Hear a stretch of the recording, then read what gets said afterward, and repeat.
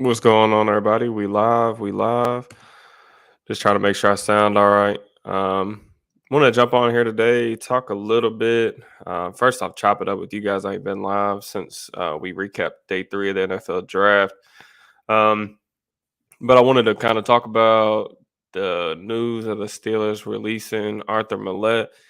Sounds like this was a mutual decision, or at least something that Maulet sought out on his own. Maybe sounds like maybe a dispute over his contract, final year of his deal. He has a relatively low cap hit.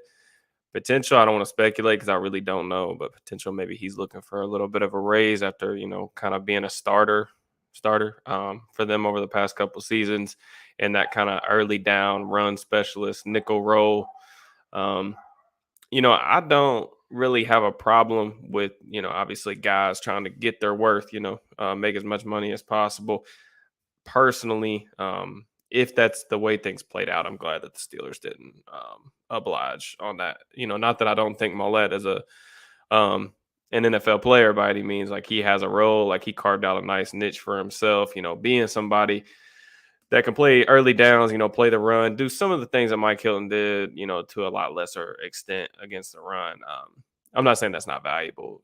Everybody, you need players like that on your defense to just play those complementary auxiliary roles.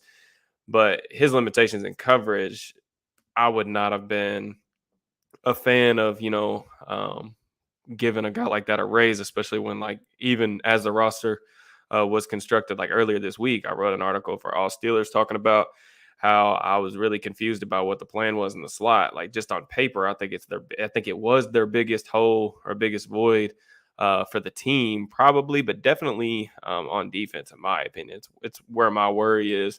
And then for him to be released, is a little bit of a surprise. But obviously, like my guy here saying, volunteers not hostages. Um, yeah, it's a little bit surprising to me, but at the end of the day, I'm not tripping too much over it. Again, I would like to have had him back for those early down roles, but my bigger concern was, like, what are the Steelers going to do on passing downs in the slot? Last year, having Cam Sutton over the past several years, a guy that has that inside outside versatility, you could kick him inside at any time. Like, that was really valuable for them. And that was something that, when I talked about when the Steelers let Cam Sutton go, like, everybody has a price. And I think he just priced himself out of Pittsburgh, which is good for him. I'm glad my guy got paid. But at the same time, you're losing a lot of that versatility. And I think that's it's concerning moving forward, just because I don't know what the plan is. I'm going to kind of go over some of the options that are currently on the roster, and then we'll talk about just some different scenarios on how things could potentially play out. I don't know how long I'm going to stream for, but I just thought this was better than tweeting through it, especially because I feel like you guys kind of like the live stream stuff, and I can't always do this, but I like to do it as much as I can to interact with you guys. So just do me a favor real quick, everybody that's in here, drop me an emoji in the chat, hit me with a like, make sure everybody's sub to the channel. I appreciate you guys. And if y'all have, like, questions, comments, concerns, or whatever, drop them in the chat as well. I'll try to address anything that I can while we're live. But I think the natural thought process is here. What happens on early downs? I think we start there and then kind of work our way backwards. Maulet was that guy that's going to come in nickel situations on, like, first, second down, where you're getting more run heavy splits. I think there's a couple options right now. You could slide Demonte KZ down in the slot. The only thing with KZ, man, is, like, he hasn't played in the slot in a long time, and that's a little bit worrisome to me. But if you just look, it's been since 2019 since he's really logged significant snaps in the slot. Just kind of looking at this. The last time he's logged snaps in the slot really was back in 2019 with Atlanta. He had 135 coverage snaps in the slot, gave up 20 catches, 220 yards, 2 touchdowns.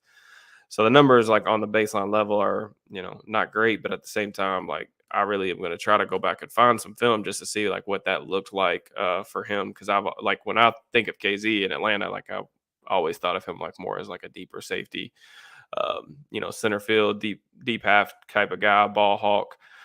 guy who throws his body around a little bit more, but not necessarily like a slot cover guy. Like I've never thought of him like that. So that could potentially be an option. KZ, even though he's light weight wise, like he's willing to throw around his frame, put his body on the line. I thought he was a better tackler last season than what I was anticipating. He had a 15.1 missed tackle percentage. It's not great, but when you look at what he was like for the course of his career, that's about what it was. And I didn't feel like anything was like too overly egregious. So I think that could be the potential plan, at least in the short term. Now, what that does is if KZ does go to the slot in early downs, that's probably going to mean we're going to see more Keanu Neal and base personnel as a strong safety. I don't know what the division of labor is going to be like between Neal and KZ in general, but Neal's a guy. Obviously, we've seen him play some linebacker in recent years. Dan Quinn tried him a little bit there last year with the Bucks. Played more of that traditional safety role, which is where he kind of wants to be. But I think that that's definitely an option in terms of moving KZ down and having Neal play more strong safety. I'm interested to see how that plays out, at least in the short term.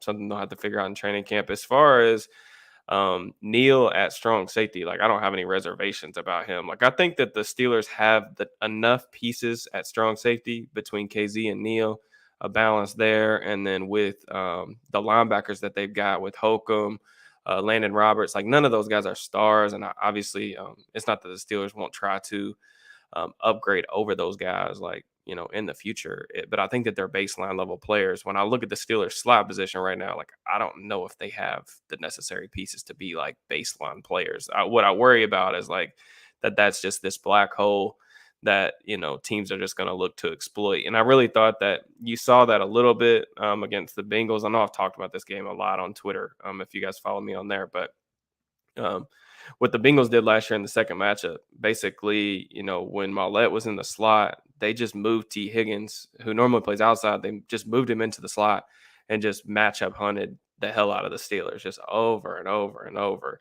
Maulet gave up like 6 catches, like 80 yards and a touchdown. He gave up a touchdown to Trent Taylor where he just got boxed out in the end zone.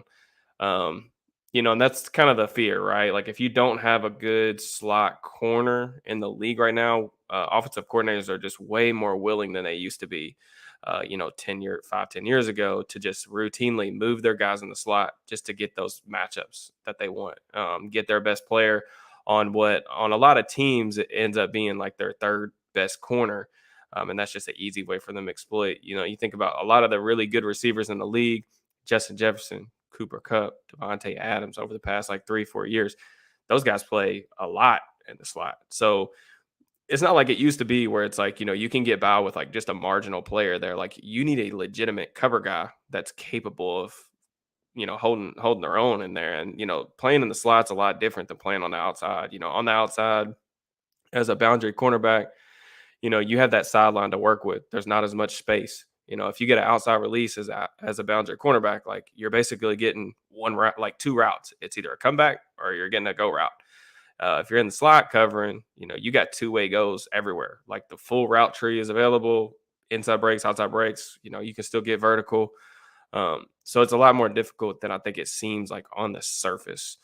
I'm seeing some questions in here about any good slot corners to trade for. I don't know. Someone DM'd me right before I jumped on and was like, "Can you talk about Budda Baker as a potential option?"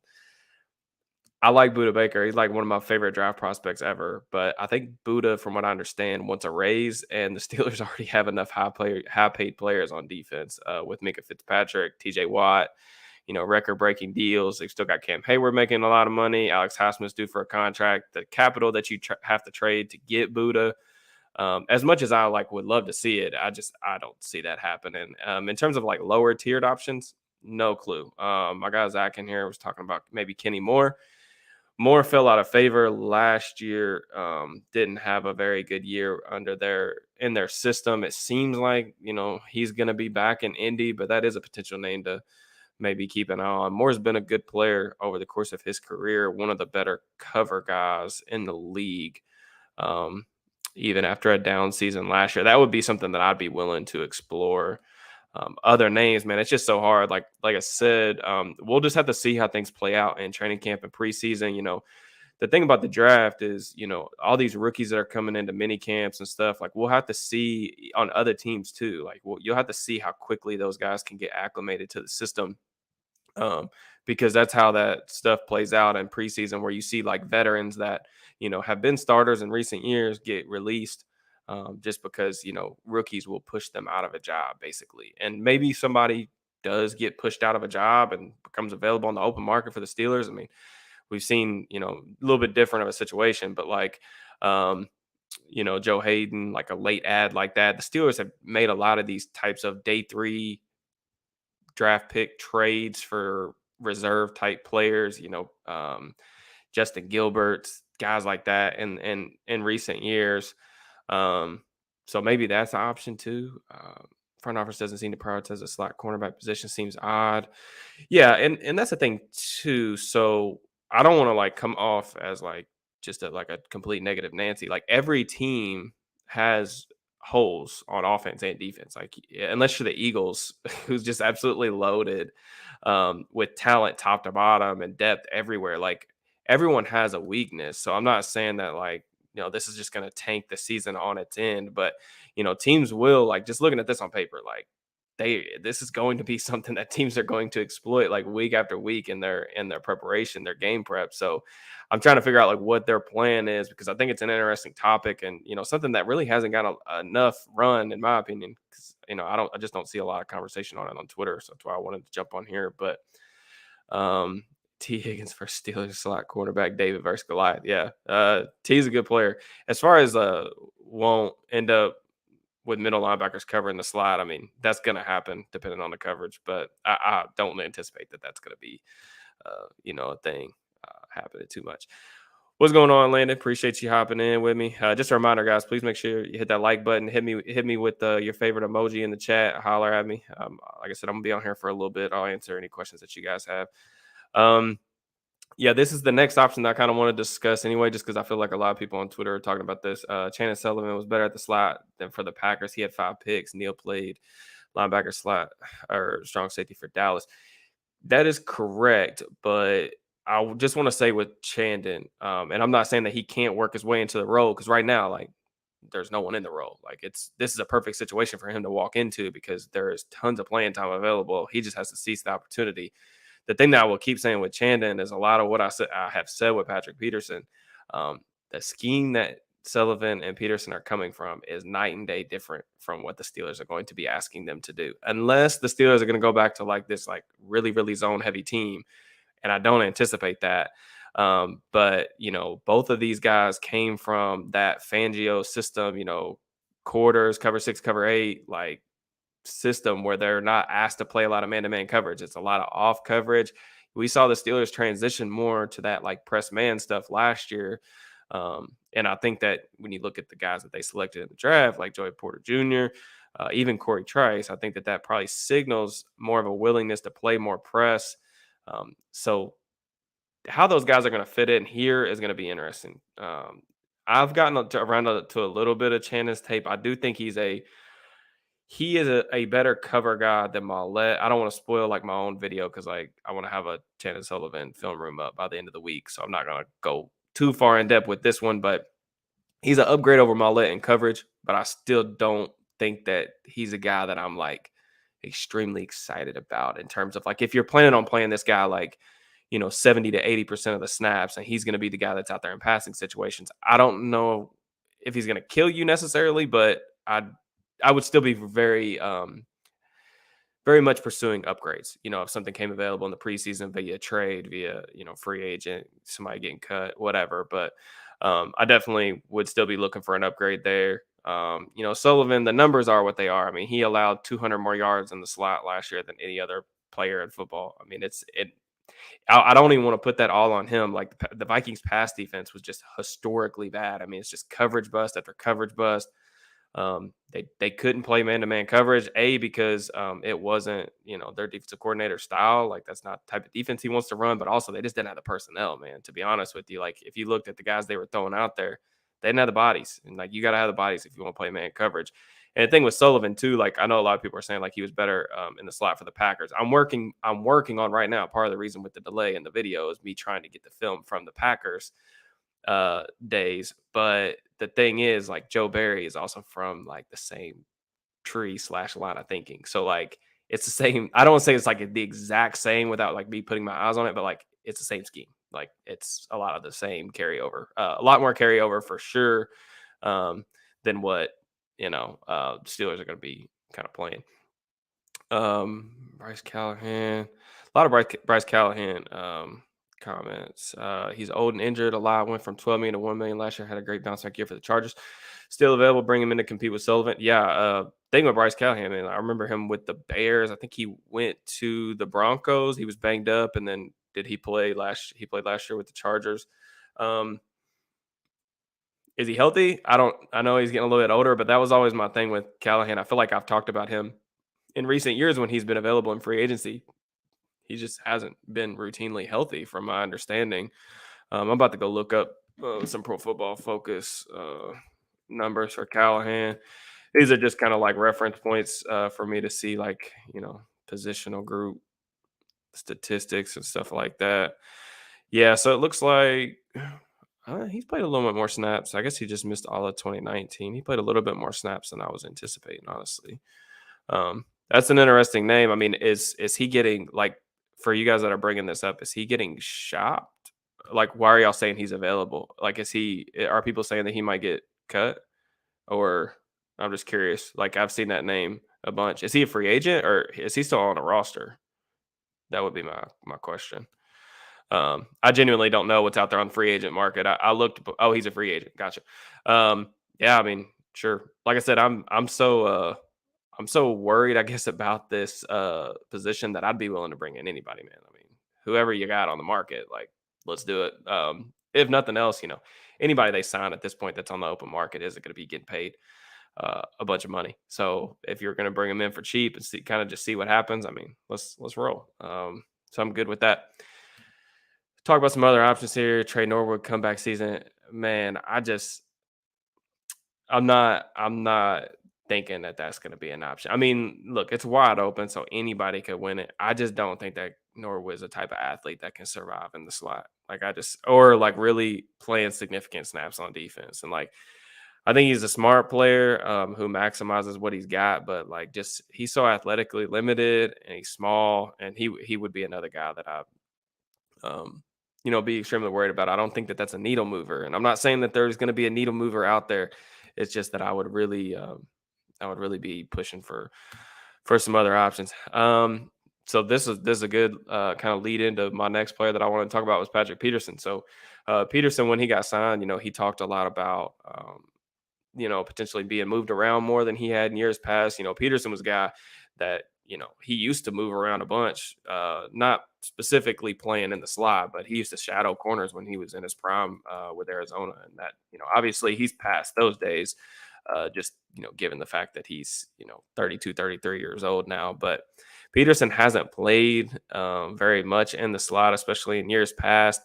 When I heard his comments about me and moved around, like, I'm curious on what that means. Like, if you look at his last 2 seasons in Minnesota, he played a grand total of 22 snaps in the slot. There were some years in Arizona where he was pushing like 100, but that's not him lining up in there just like straight up as part of the scheme. That's just him following some of the better receivers in there, probably, if I had to go back and guess. But what intrigues me about Peterson is like you could move him in the slot, and like with him getting older, this was when my very first video on the channel was I broke down like his interceptions from last season. Peterson has lost a step. Like there's no doubt about it. Like he used to be this just like absolutely freaky athlete, 4.3 speed at 220 pounds or whatever he was when he came into the league. Just an unbelievable athlete. He's trimmed down a little bit. I think they list him around like 200 now, but he's a big dude. I mean, he's 6 foot. He's got 32-inch arms. Like he's got the type of profile that you would think could match up with some of those tight end options around the league. So could he go into the slot and, I'm not saying he's going to go in there and just like shut Travis Kelce down, but like if you're playing a team where you were worried about like, a tight end going in the slot, or if a team has like a big slot receiver, like the Steelers are going to be playing Allen Robinson a lot in the slot. Peterson would be a guy I think that could go in there and kind of match that size, match that length. The problem is with Peterson playing man to man in the slot, if that's what they ask him to do on like, third and medium and stuff like that, it's the same question I have with him on the outside. Is he going to be able to do that at this stage of his career? I'm more optimistic about him being able to do it on the boundary and use his length than I am of him going into the slot where you got a bunch of two-way goes. I just don't know. I'm not saying he's like washed, but he's a step back athletically from where he used to be. I mean, it happens to everybody. Is he twitchy enough to keep up with some of these smaller, shiftier slot receivers that are really good route runners? You know what I'm saying? Like even the non-athletically gifted guys like that you're going to see in the AFC North. Like let's talk a little bit about um, Tyler Boyd. Like Tyler Boyd's a really good route runner. Would Peterson be able to kind of match him? I really don't know the answer to that. Um, and obviously, I know there might not be a good answer. I'm just trying to talk through all the different possibilities.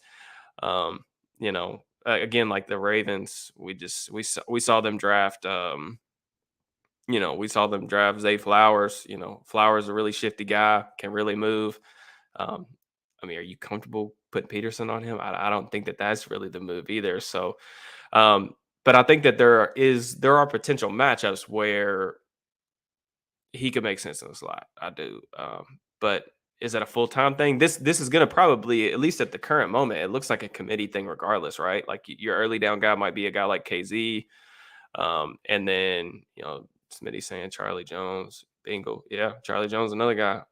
He can run as well a little bit. So, I'm optimistic about Peterson being able to get in there on passing downs, depending on the matchup. I just think that there are certain matchups where they could potentially have to hide him in man coverage because if you get one of those smaller, shiftier guys who can really still run, not sure that Peterson at this stage of his career is the greatest matchup for him.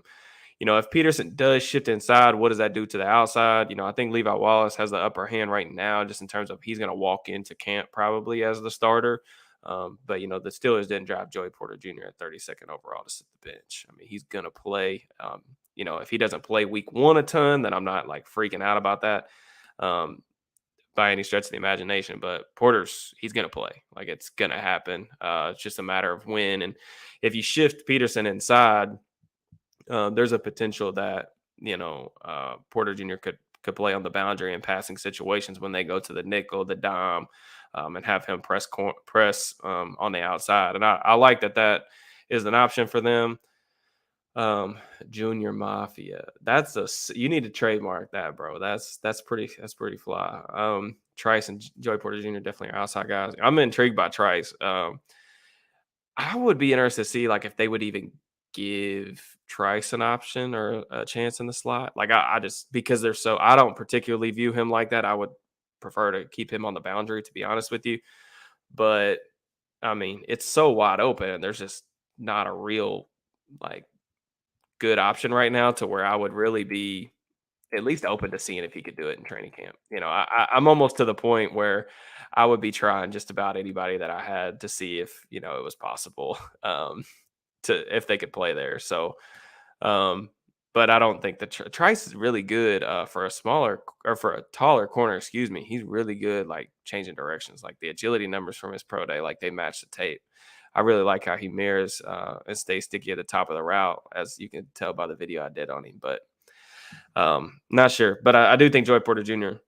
Will be the boundary cornerback in the event that Peterson, goes inside. So, we'll see if you guys got any other questions. I'm not going to be on here for too much longer. Just please make sure you drop a like on the video. Make sure you subscribe to the channel. I'll be answering any more questions that you guys have before I hop off. I see some that I missed. What about Stefan Gilmore's brother? He's an undrafted free agent. Yeah, I know my buddy Nick Martin, my co-host for the draft pod, he's talked to me about him a couple of times, I believe. So yeah, that's a potential. I mean, I'm sure that there's some intriguing, maybe like undrafted free agent guys in a loaded cornerback class that could potentially be worth giving a camp invite to. I don't have anybody specific off the top of my head. I'd have to go look at the list, but yeah, I mean, I'm open to whatever. No team's going to trade a good slot corner unless they draft the one they're comfortable with. Yeah, I mean, there's surprise cuts every year, though. I mean, that's not necessarily, it. Like I said, it's not really the type to, or I'm not really the type to like, hit the panic button in May. But they got to get this figured out. Like I said, I just think that the way that you look at this roster, um, I do think the roster is good. I think they had a really good draft. I think they had a good free agency. I mean, really, the only thing that they did in free agency that I didn't like, even though I understand it, is not bringing Cam Sutton back. And I think that kind of now that move looks a little more like the move still doesn't sit extremely well with me because of the situation that they're in right now. Just not having a guy that's versatile enough to kick in the inside that you can depend on in coverage is really tough. It's a tough sell for me. And I think that they're going to miss that. And I know that, everybody prices himself out. Like I said, Cam just probably got a contract that he couldn't pass up, and the Steelers weren't willing to match it. So I totally get that. Um, but, I do think that the Steeler fans in general have kind of undersold his versatility. And I think that they're going to, everybody's going to miss that a lot, come the fall. So, Zay Flowers type would be tough. Sauce Gardner said Calvin was his toughest assignment. Yeah, I mean, like anytime if you're a bigger corner, like typically, I bet if you, like polled the bigger corners like the Petersons of the world, the guys that are over 6 foot with long arms, taller guys, I think that's 100% like what most of them are going to say. Like they don't have problems as much with the bigger guys, the big body, big frame guys. It's more about those shifty guys that can, win with their footwork, win with quickness. And Zay's that type of guy. So we'll have to see what that Ravens offense looks like, new offensive coordinator, all that stuff. I mean, there's a lot of question marks, I think, there, but I think there's a good amount of excitement, I'm sure, for Baltimore. I like Todd Monken's offense. They got Lamar back. It's going to be a battle, man. Like, that's the thing about the AFC North. Like, it's going to be an absolute bloodbath again this season. I think it's got the potential to be the best division in football, especially if, we'll see what Cleveland does. I've actually liked some of what Cleveland's done in the off season too, but I think Deshaun Watson's the biggest question mark there. Like if he's not back to, top 10 quarterback and he's legitimately bad like he was last season, not scared of Cleveland at all. So I think Chan has a real good chance to us. Sometimes the change of scenery is all it takes. Yeah, I mean, potentially, man, that stuff does happen. Like I said, I'm interested to see what the turnover is here and what he looks like in this type of system. It's going to be a lot different than what he's used to. And, I'm interested to see, how he does. But, if you're just looking at a guy like him, typically when free agents sign, like after the draft, I know he signed on like day 3 of the draft, right? Typically when you're signing that late into the process, you're not going to be a guy that is stepping into a really great situation, in my opinion. Usually you don't have a chance at starting a lot of times. And Chandon, like I said, the door is absolutely wide open for him to kick it in and, take over that job. So my guy Still Wolverine, what's good, my man? Do we think KZ's a slot guy? Played there in 1819. Yeah, we talked about that at the start of the stream. But yeah, he played back in 2019 in the slot. That was really the last time he's done it. Like 135 coverage snaps. Not anything too crazy. It looks like he really only played there the first half of that season. So I'd be interested to see if that was due to injury.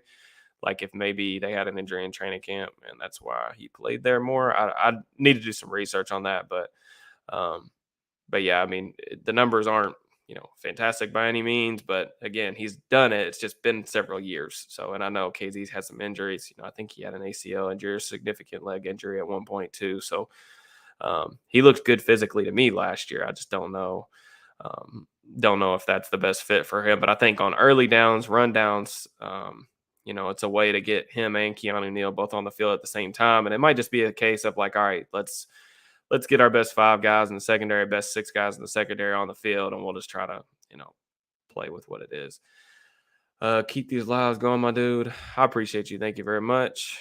Size of the line of scrimmage seems to be the move. Yeah, I mean, if you can't tell that the Steelers want to press more by their drafting 2 ginormous corners with excellent length. I mean, that tells you all you need to know. The Steelers want to get bigger in the secondary, and I think that's definitely something I could get behind, especially when you're going up against a division with, really good receivers, Jamar Chase, T. Higgins, Amari Cooper, all guys that, have decent size to them. I like the idea of getting longer, faster, younger in the secondary. Great live dude. Appreciate you. What do you see about the future being for Wallace, Witherspoon, and Pierre? All three on the team, starting with backups. No, all three of those guys are not gonna make the team. 100%. Like, I would be extremely shocked if that happened, to be honest with you. Levi is probably the safest guy, to be honest, in that situation, just because I think that he's going to be the guy that's going to walk into camp with a starting job. He finished the season last year as a starter. Um, I think that Levi is fine. He played probably about how I expected him to last year. I've always kind of viewed Levi as like a high tier, like CB3 type. I think he probably played to that level last season. Um, I do think that there were some missed opportunities his way by quarterbacks. I pointed out a couple of those on Twitter, but there were some times where he got lucky with some poor throws that I think could have potentially turned into big plays if the quarterbacks had a little bit better accuracy or what have you. But I trust Levi to play, so I definitely think he's going to be on the roster. But it's also going to depend on health, right? Like if Wallace was to, hopefully not a significant injury, but like if he was to miss all of training camp, um, and then all the preseason or something like that, and some of these younger guys like just take off really quickly and acclimate themselves quickly to the defense, then could he be the odd man out? Like, yeah, I guess, but that would kind of surprise me. Spoon, I was really excited about Spoon coming back last year because of how phenomenal he played to end the 2021 season. I just, again, he's just got to stay healthy and like consistent. Like, Witherspoon, man, like if you even go back to like the Seattle days, the San Fran days, excuse me. He's had these flashes of being this like really, really good cover corner. I remember watching, like, he had a really good game against DK Metcalf a couple years ago before he came to the Steelers, and I was like, dude, this dude's so talented. Athletically, he's really everything you can need on the boundary. I will say this about Akilo. He was victim to some, I won't say it's luck, but a little bit of bad luck on defense last year. I mean, if you look at like that Nelson Aguilar touchdown, like, he's in perfect position. He just lost at the catch point. And like there were some times like that where he was put in unadvantageous situations. Like you think about like when he was working his way back from a hamstring injury, which he was not fully healthy. He wasn't even close to healthy. They were having him press. They were playing single high in the secondary, having him press with AJ Brown. Like, that's not a fair. I mean, that's not a good situation for like any non-traditional CB1 to put them in. But when you're putting your guy out there who's got a bad hamstring, I mean, yeah, he's going to look bad. So Akilo's better than he played last year. He's up and down. Yes, he's consistent. Do I think he's ever going to be this like super consistent player? I think the boat's probably gone on that. But he's talented.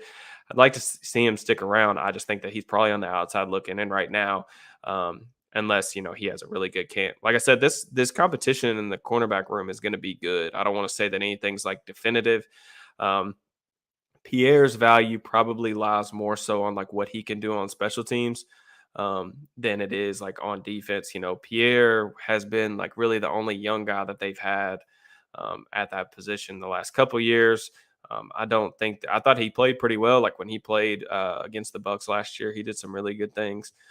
Another bigger corner who likes to play at the line of scrimmage, but I won't say that he's a roster lock either by any stretch of imagination. Probably going to need to continue, to show some stuff in the offseason. But I will say it does probably work out for Pierre a little bit that Danny Smith's lost so many pieces on special teams. Like you think about a lot of the guys that they've lost this offseason, they're not bringing back. You think about like Benny Snell, Marcus Allen. Maybe that plays into his favor. Like, he's one of his guys that could potentially be coming back. They brought back Miles Boykin too, but Derek Watt, like they've lost some pieces on special teams. So maybe that familiarity keeps him on the roster. Can Levi or Kello play in the slot? No, they cannot. So unfortunately.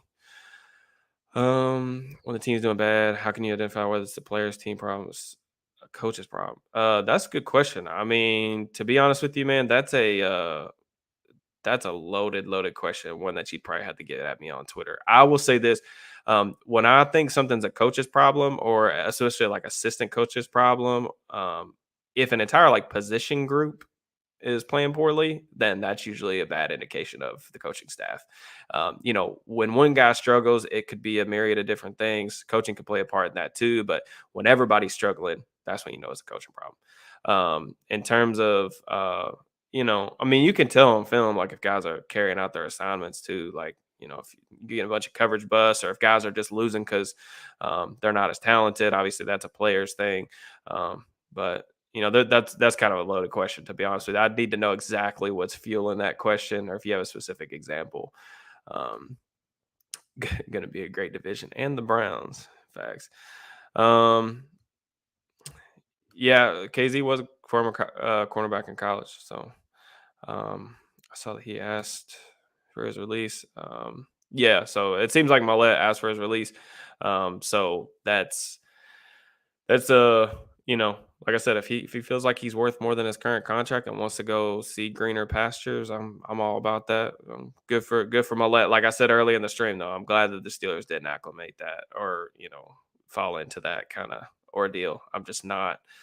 Uh, I would not be willing to pay Maulet more than what he was currently getting, even though I understand like the niche that he plays, and I'm appreciative for a couple of years he played here. I like Maulet; he seems like a great dude, high energy guy. I'm just not personally interested in playing like a guy who I view as like honestly a liability in coverage more than he was making. It's just my opinion on it. So. Corey Avery, what's up, bro? Have you done any film study on the Memphis undrafted free agent Oliver that they brought in? I have not. Should I? Was trying to get to some of these undrafted free agents, man, but like, dude, it's hard, man. So I know of two players already through the cycle that the Steelers tried to sign as undrafted free agents, but they one of the players told me that he got two offers that were more lucrative than what the Steelers were willing to offer him, more guaranteed money. And then the other player, I found out that he had that the Steelers were his lowest offer coming out of the undrafted free agent pool. So it's just they don't spend money in the undrafted free agent pool, so it's kind of hard to like they don't get the cream of the crop like other teams get. Like, and that's it's just the way that they choose to do business. So totally get it, but it does make the undrafted free agent list a little less intriguing to me personally than it is for probably other people that do what I do around the kind of this sphere of content creation. Still wonder what happened. I mean, I think it could just be one of those things, man, where like he played a bunch of snaps. He sees that they brought in a bunch of corners, and he's wanting to secure his long-term future. I don't have a problem with that. But I also don't have a problem with the Steelers saying like, "Hey, look, if you think you could do better, go find better. We think that this is your value, and we're going to stick to that." And I personally am in agreement with the Steelers on that for sure. Believing Grady came from LSU, knows Patrick Peterson well, great communicator. Yeah, no, Grady, dude. So I was at training camp last year covering that with the All Steelers crew, and man, I was very impressed with Grady. I mean, I haven't been around a ton of like NFL DB coaches, but I watch a good amount of clinics. I went to a couple college practices last year. Like I saw Cincinnati, I saw Kentucky, I saw Louisville's college practices and how those are ran, but I was really impressed with Grady Brown last year. Just like some of the details that he was hitting on with the guys, like his energy, how well he communicates, just the way that he was facilitating the drills in practice. I think that Grady Brown's going to be a good one. I'm excited about him. He's probably like I would say, assistant coach that I probably am most excited about with the Steelers right now. I've talked about that a little bit on Twitter, a little bit more in depth, but do a couple more, guys. Just make sure, please, before we get out of here, please make sure you like the video, subscribe to the channel. All that stuff really helps me out. I appreciate y'all. Just tries his size and physicality bode well for the slide. He's strictly boundary. I think he's boundary. I mean, I know some people are saying like some people were projecting him as to a strong safety. I don't really see that a ton, like at least on tape. And I like Trice's game a lot. I understand like the big body, the big frame, well over 200 pounds. Like sometimes like those guys typically, could potentially move to safety. I would keep Trice at boundary cornerback and just, I'd work him there as a developmental piece. I I also don't, and this isn't like a huge knock on him, like it was something that was a huge red flag, but I also don't think Trice is, um, I don't think he's physical enough to play safety, or like I don't think he plays with that type of safety demeanor that I would typically look for, especially for a guy that's going to play in the box as much at the next level. I mean, there were times on film where I would see him, kind of getting bodied a little bit by like tight ends getting on the perimeter. Um, in the run game. And that's, as a cornerback, I mean, that stuff happens. Like some guys just aren't like, but I was even a little bit underwhelmed just because like of his like size profile. I didn't think that he was, I thought he was a really good tackler, which I guess that's maybe what people are seeing when they're saying safety. But, as a safety, you are going to have to like, you know, fill fill gaps, fill running lanes and take on blocks. And I just don't see like a super, super aggressive player. I could be wrong, but I would play him at corner. I like him at corner. I'm really intrigued by his skill set. I don't really have any interest in moving him to safeties. Um, yeah, so that's actually the comp that I use for how Peterson could potentially be used. I know Trey Flowers did that with the Bengals. They basically, just get up at the line of scrimmage and just have, Flowers with those long arms, just jam guys and try to disrupt as much timing as possible, and with help over the top. And I think that's a potential role for him too. I mean, it's interesting because they've got so many guys in the secondary, and a lot of them are the same type of body type, which is interesting to me just how they've built it out. But they've got a lot of size, they got a lot of length in the secondary. I can't remember them ever being this big at cornerback, which is exciting to me. But I'm just interested to see how the chess pieces kind of all fall together. Um, Love your content. You got a new subscriber. Appreciate you, bro. Yeah, the channel. I've really enjoyed this like new venture. We're coming up on 2,000 subs, I think. Even though we hit 1,000 subs in like a month, and then a couple weeks later, we're coming up on 2,000. So I'm very appreciative for the love, man. That's why I really like these type of lives too. I can't do them like consistently. Of course, I do the Friday lives with Noah on All Steelers Talk. Y'all can chop it up with me on there as well. But um, I can't do these like consistently, but I want to try to still get the lives in, um, like whenever I can get time to come and chop it up with you guys, answer questions, talk back and forth. It lets me like I'm on Twitter. If y'all follow me for a long time, y'all know like I try to interact with this like small like following, and I try to interact with you guys as much as I can. Just genuinely, I love talking ball, so like I like chopping it up. So watch the Steelers trade for Isaiah Simmons. I don't know about that. I mean, Simmons does play the slot. Grady said it's Preston Trice to be a cornerback. Yeah, I agree. I don't know. Gonna answer. Oh, hang on, real quick before I jump out of here. I'm gonna answer this question, and then we're gonna go through like a couple more things. Would y'all be in? Because I got all y'all in here. Would y'all be interested if I did a Steelers like post game or pregame like live stream before the games? So on Fridays with All Steelers, I typically like we go like what we do is like we do a preview of the game. We give like our predictions for picks. Like we go over this different stuff. And would y'all be interested in that? Like if after the game or before games, if I got on here and like just talked about the game, we went back and forth, whatever. Kind of an interactive kind of feel, live stream and stuff. I didn't know. I know we did that for the draft. Y'all seem to like that. Seem to get a pretty good reception. But drop me in the comments if like y'all are interested in that, because that's something I've been thinking of a lot. I've been if I'm home, which I anticipate being for most of the games this year, I might just like jump on real quick for 30 minutes and we can chop it up about the post game stuff. So let me know what y'all think of that. Do you think Leal will have a big role this year?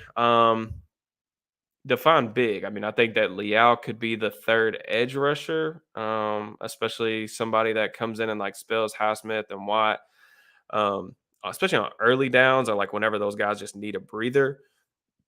Leal is a little bit of an interesting case though, because I thought it was interesting. They asked the media asked Tomlin about his thoughts on like Leal's role for this year, and he basically said like he didn't know, and I have gotten that vibe I got that vibe last year that the Steelers really didn't know what to do with him. I think their original plan was to have him bulk up and play like more three tech, more traditional defensive lineman. And I think when that happened, I don't know if they didn't like what they saw or if maybe that transition wasn't as smooth as they saw because he was like 280 at the combine. He tested poorly for an edge rusher, and I've always kind of thought that Leal's like, he was a tweener, but he's not a traditional like stand up 3-4 outside linebacker. Like, definitely don't see that at all. Even though he did do that at Texas A&M, but the problem is like at the next level, um, if you're an edge rusher and you don't have an explosive get off, like it's just hard to win, man. Like there, if you look at like that is the most important trait for an edge rusher in the NFL. Like you have to have a quick first step. You have to be able to cover ground in those first 2 or 3 steps to threaten the outside shoulder of the tackle. If you cannot do that, NFL tackles are so athletic, they're so strong. You can't just, even if you're a guy that has moves, like Leal had moves in college, like he had cross chop, he had dip rip, he had a spin move, but like if you can't consistently threaten guys with your speed or get off, even to get to the corner, it's hard to win like that on the edge. And that's why I thought that kicking him inside made more sense. The problem is Leal's a better pass rusher from the interior, but he's a better run defender at the edge because he doesn't really have the sand in his pants to consistently hold up and anchor against the run. Like you saw that at Texas A&M when they did kick him inside, when double teams would get his way, like he was getting like blown off the ball. And that's a problem is like he's better pass rusher, interior, even though we really didn't see him. I don't know what happened, man. He had this great pass rush plan when I watched him at Texas A&M. And like last year when he was getting into the game and got the opportunity to rush a passer, I just didn't see. It was like he didn't know what he was doing with his hands. Like he would come off the ball without a plan. It was very confusing to me. And like sometimes that just happens to rookies, like especially guys like that are 21 years old and just come in and they're just not ready to play. So do I think he'll have a big role? Big? No. Could he be like a complimentary piece? Yes. I would love to hear the thought process from the Steelers coaching staff of like what they envision for him long term. Is it at edge? Is it at 3 tech? Like, is he a tweener? Is he just going to be this guy who's always going to be like maybe like a backup at both spots? I'm just curious on what it is. Like, I think Leal's talented. It's just figuring out a place for him long term and figuring out a way to get him on the field. Because you don't get better from the bench. So watch most of your content. Appreciate all the work, man. Appreciate you, Mike. A lot of comments here. Post game. Man. All right. So y'all like the post game idea. All right. We'll try to do that. I don't want to make any promises, but I do want to do that. So, like I said, I ideally like the schedule for the season. I want to keep up with like my current schedule of like 3 videos a week, ideally like 1 to 2 film rooms, and then a live stream or whatever. Maybe we do the post game live stream and then 2 film room videos through the week. I would love to do more content with you guys. It's just I've got multiple jobs and career and a daughter, so I can only do so much. But I do enjoy all this stuff. I like the live streams, like I said, just to chop it up with you guys. All right, last question. Van Noy. Yeah, Van Noy has been a name that's been popped around a lot on Twitter. Where did this come from? I've seen this a bunch over on Twitter. Let me know like where did this drop from like a national media writer? Because I just it seems like everybody's talking about it at the same time. But just in terms of Van Noy, I mean, he's a guy who can play edge, he can play off ball. He's kind of like a Swiss Army knife type player who you can deploy. However, I'm actually surprised that Brian Flores isn't looking at bringing him into Minnesota because Van Noy, when I was studying Flores and some of the blitz schemes that he did in Miami when he came on board with the Steelers last season, Van Noy was the guy who kept popping off. Like I was like, man, like Flores is getting this dude all over the front, doing different things, like using him as a looper, using him as an interior rusher on blitzes. And I'm surprised that I know Flores has a background with him for New England. I'm surprised he hasn't signed in Minnesota because, like I said, Minnesota's defense was trash last year, and I'm surprised that they're not looking at all options to kind of plug and play that. But Yeah, I mean, I'm cool. I'm cool with Van Noy if that's the case. I know he cut him, but I think that wasn't that wasn't that a pay thing? Or am I wrong on that? I don't know. I could be wrong, but looking forward to Chandler Sullivan, Pittsburgh Bob. I responded to you on the post. I am going to do a Sullivan breakdown this week. That'll probably be the second film room. It'll be I'm thinking Friday. So Friday, maybe Saturday morning, something like that. But yeah, we'll do Chandler Sullivan. Smitty wants to go live when the schedule drops tomorrow. Man, I got work tomorrow night. I don't know if I can do that. Would y'all be down for a live for the schedule drop? Y'all let me know. What time is the schedule drop tomorrow? Eastern time. Is it 8? First off, I'm not gonna go out on a rant about this, but the schedule drop this is the dumbest thing that we do as NFL fans. Like us waiting for the schedule to drop, even though we already know the opponents, we're just figuring out the days that they're playing. Um, it's a degenerate trait from us football fans, but yeah, I don't know. I'd be down to do it. I just don't know if I can make it work with work. But all right, this live stream went on a lot longer than I was potentially planning on getting on. But I'll have some other stuff coming the rest of the week. Appreciate you guys jumping in with me. Please make sure you like the video, subscribe to the channel, drop me a comment on what you thought of the live stream, all that good stuff. Um, Looking forward to some Shannon Sullivan tape. I'm still going to get to Spencer Anderson too. I finally was able to get some of his tape that I can use for the breakdown. Let me know if you guys have other ideas for content on what you guys like want to see on the channel. Obviously, we're going to continue to be very scheme specific, tape specific for the most part with the videos. But if like you guys have specific players you want me to look at, I'm also let me know in the comments. I'm gonna drop some like NFL Draft 2024 stuff. Like I have a video that I'm like actually working on putting a list together of just the top 10 players that I've looked at so far. So like if you guys are interested in like more like draft stuff this far out, let me know that as well. Um, but yeah, I appreciate you guys hopping on with me. I will holler at you guys later. Peace.